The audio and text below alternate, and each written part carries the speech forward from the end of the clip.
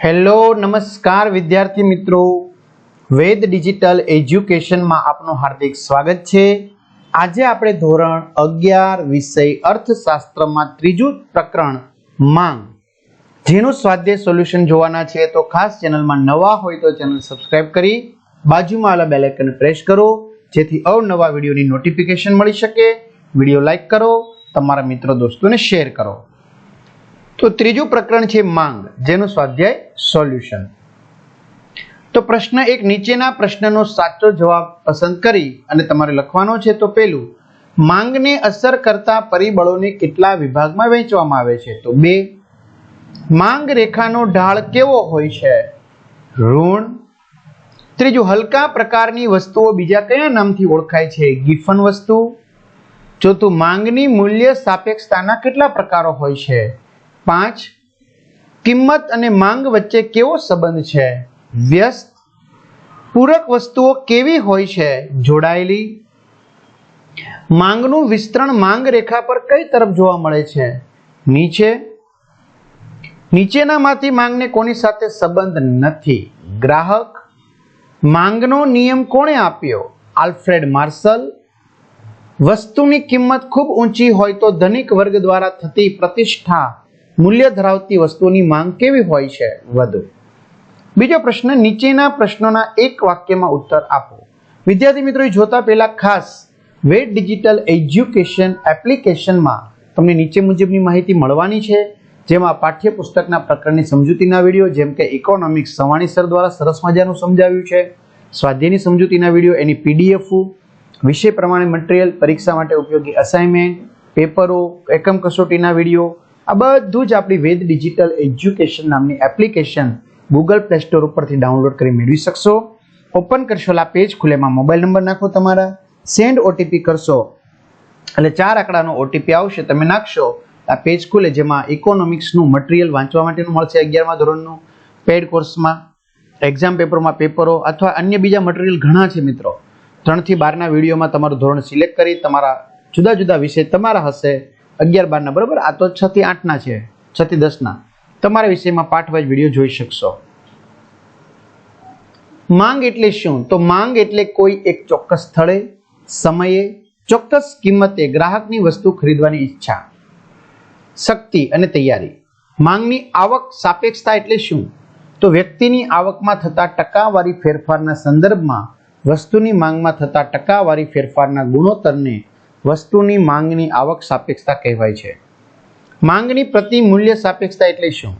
તો માંગની પ્રતિ મૂલ્ય સાપેક્ષતા એટલે કોઈ એક વસ્તુની અવેજીમાં વપરાતી વસ્તુની કિંમતમાં થતા ટકાવારી ફેરફારને કારણે મૂળ વસ્તુની માંગમાં થતા ટકાવારી ફેરફારનું પ્રમાણ। ચોથું, માંગનું વિસ્તરણ સંકોચન ક્યારે શક્ય બને?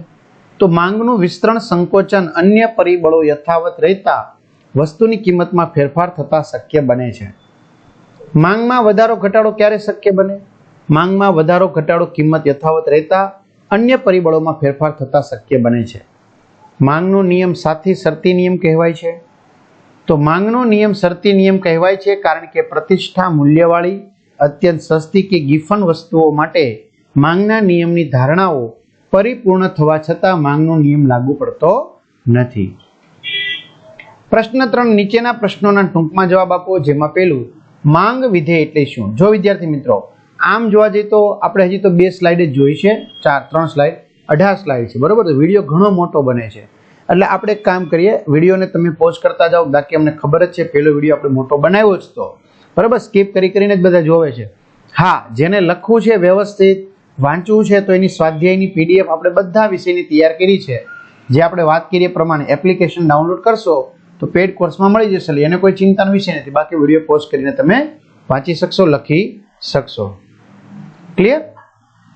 ચાલો, આ રીતે તમારે પહેલો ભાગ આવે એટલે અહીંયા સુધીનું પીઈ ભવિષ્યની અપેક્ષિત કિંમત, ટી ગ્રાહકની રુચિ અને પસંદગી, ત્યાં સુધી લખી નાખવાનું, પછી પાછું વિડીયો પોઝ કરીને અર્થાત કોઈ વસ્તુની માંગ કે વસ્તુની કિંમતનું વિધેય છે, બરાબર? ચાલો, બીજું, અવેજી અસર એટલે શું? ત્રીજું, ગિફન વસ્તુ એટલે શું? તો આ પ્રકારની વસ્તુઓ ઊંચી ગુણવત્તાવાળી વસ્તુઓની તુલનામાં સસ્તી હોય છે, જેથી ગરીબ વર્ગ આવી વસ્તુઓનો વપરાશ વધુ પ્રમાણમાં કરે છે. થઈ ગયું અહીંયા સુધીનું ક્લિયર? ચાલો વિડીયો પોઝ કરીને તમારે લખી નાખવાનું. ઓકે, વ્યક્તિગત માંગ એટલે શું? ક્લિયર? તો પાંચમું, બજાર માંગ એટલે શું? છઠ્ઠું, માંગની મૂલ્ય સાપેક્ષતા એટલે શું? માંગની મૂલ્ય સાપેક્ષતા એટલે શું? તો વસ્તુની કિંમતમાં થયેલ ફેરફારને પરિણામે વસ્તુની માંગમાં જે ફેરફાર થાય છે તેની સમજૂતી માંગની મૂલ્ય સાપેક્ષતા આપે છે. સાતમું, પ્રતિષ્ઠા મૂલ્ય વસ્તુ એટલે શું? આઠમું, માંગની મૂલ્ય સાપેક્ષતા માપવાની રીતોના નામ આપો.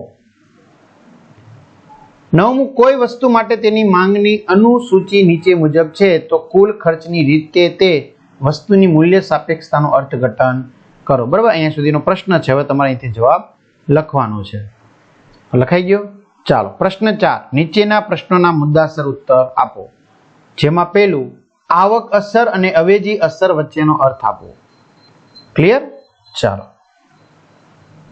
જેમ કે એક કુટુંબ દર મહિને કિલોગ્રામના ₹40 ના ભાવે 3 કિલોગ્રામ ચોખા ખરીદે તો કુલ ખર્ચ ₹120 થાય. હવે જો ચોખાનો ભાવ ઘટીને કિલોગ્રામના 35 થાય તો કુટુંબનો ખર્ચ 105 થશે. આમ ₹15 બચશે. જે વધારાની આવક હોય તે કુટુંબ ₹15 ની કિંમતના વધારે ચોખા ખરીદી શકશે. આગળ, અવેજી અસર ધન સ્વરૂપની હોય છે. માંગમાં વિસ્તરણ અને સંકોચન આકૃતિ સહિત સમજાવો. ચાલો, તો તમારે આ ગ્રાફ છે એ શું કરવાનો છે? વસ્તુની કિંમતનો ઘટાડો માંગમાં જે વધારો લાવે છે તેને માંગનું વિસ્તરણ કહે છે. લખાઈ ગયું? ઓકે, ચાલો આ ગ્રાફ છે તમારે વ્યવસ્થિત રીતે દોર નાખવાનો છે. ક્લિયર? આગળ, એમના વિશેની સમજૂતી છે. વસ્તુની કિંમતનો વધારો માંગમાં જે ઘટાડો લાવે છે તેને માંગનું સંકોચન કહે છે. ચાલો, બોક્સ લખ્યા બાદ તમારે ગ્રાફ છે તૈયાર કરી નાખવાનો છે. ઓકે, આગળ જોઈએ. ત્રીજો પ્રશ્ન, માંગનો વધારો ઘટાડો આકૃતિ સહિત સમજાવો. અન્ય પરિબળોના ફેરફારો માંગમાં જે વધારો લાવે છે તેને માંગનો વધારો કહે છે. ક્લિયર? આગળ, આ ગ્રાફ છે તમે વિડિયો પોઝ કરી અને દોરી શકશો. આકૃતિમાં દર્શાવ્યા અન્ય પરિબળોના ફેરફારો માંગમાં જે ઘટાડો લાવે છે તેને માંગનો ઘટાડો કહે છે. ગ્રાફ દોરી નાખો, કોષ્ટક ને ગ્રાફ. ચાલો, કોષ્ટક ક્લિયર થઈ ગયું. ચાલો, હવે તમારે નીચે ગ્રાફ વિડિયો પોઝ કરીને દોરી નાખવાનો છે. ચોથો સવાલ, માંગની આવક સાપેક્ષતાની સમજૂતી આપો. તો માંગની આવક સાપેક્ષતા બરાબર વસ્તુની માંગમાં થતો ટકાવારી ફેરફાર છેદમાં વ્યક્તિની આવકમાં થતો ટકાવારી ફેરફાર. માંગની આવક સાપેક્ષતાના પ્રકારો. ધન આવક સાપેક્ષ માંગ, જેમાં પેલું એકમ આવક સાપેક્ષ માંગ, એકમથી વધુ આવક સાપેક્ષ માંગ, એકમથી ઓછી આવક સાપેક્ષ માંગ. બીજું છે ઋણ નકારાત્મક આવક સાપેક્ષ માંગ. ત્રીજું શૂન્ય આવક સાપેક્ષ માંગ. પાંચમો સવાલ છે વિદ્યાર્થી મિત્રો, માંગના નિયમના અપવાદો સમજાવો.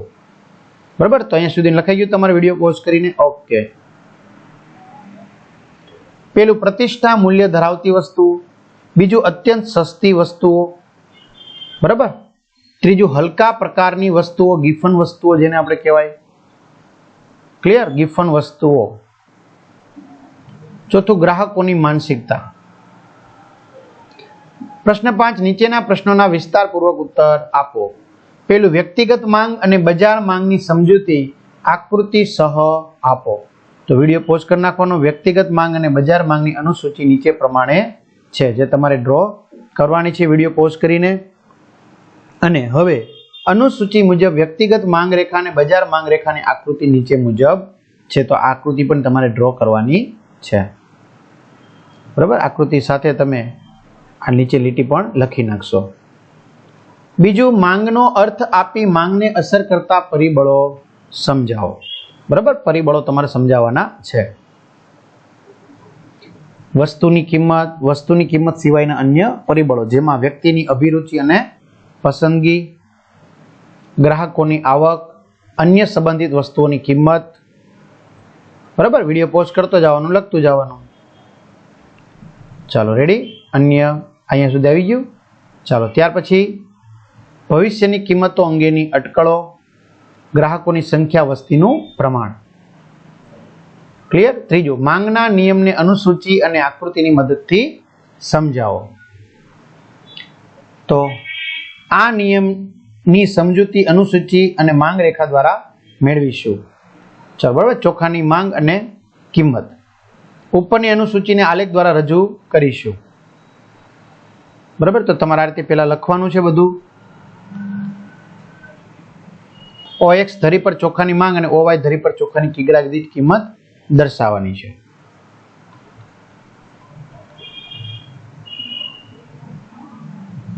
ચલો આગળ જોઈએ. માંગની મૂલ્ય સાપેક્ષતાનો અર્થ આપી તેના પ્રકારો આકૃતિ સહિત સમજાવો. તો વસ્તુની માંગમાં થતો ટકાવારી ફેરફાર છેદમાં વસ્તુની કિંમતમાં થતો ટકાવારી ફેરફાર. એક કામ કરો, પેલા અહીંયા સુધીનું લખી નાખો. ચાલો, સંપૂર્ણ મૂલ્ય સાપેક્ષ માંગ. રેડી? હાલો, સંપૂર્ણ મૂલ્ય સાપેક્ષ માંગ. માંગની મૂલ્ય સાપેક્ષતા બરાબર 200% છેદમાં 0. It's give infinity. આડી ધરી x ને સમાંતર હોય છે.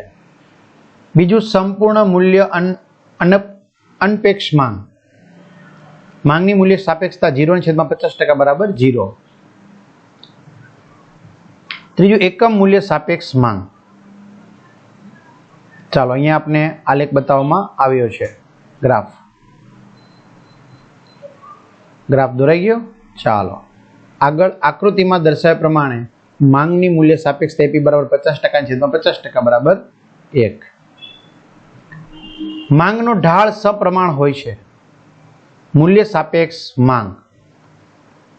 ચાલો લખાઈ ગયું. હવે તમારે આ ગ્રાફ દોરવાનો રહેશે. ત્યાર પછી લખી નાખો EP greater than 1. માંગ રેખાનો ઢાળ પ્રમાણમાં ઓછો હોય છે. પાંચમું, મૂલ્ય અનપેક્ષ માંગ. ચાલો લખાઈ ગયું. હાલો એનો ગ્રાફ દોરાઈ ગયો. ઓકે, આગળ વધીએ. એમની સમજૂતી આપી દીધી. EP less than 1. માંગ રેખાનો ઢાળ પ્રમાણમાં વધુ હોય છે. તો અહીંયા સુધી ખાસ વિદ્યાર્થી મિત્રો આપણે રાખીએ. તમારે આ સ્વાધ્યાય સોલ્યુશનની PDF જોતી હોય તો મેં કીધું એ પ્રમાણે એક નહીં પણ તમામ વિષયની તો ક્યાંથી મળી જશે? એપ્લિકેશનમાંથી મળી જશે. તમારા મિત્રો દોસ્તોને શેર કરજો. આ સુધી રાખીએ. અસ્તુ. જય હિન્દ, જય ભારત.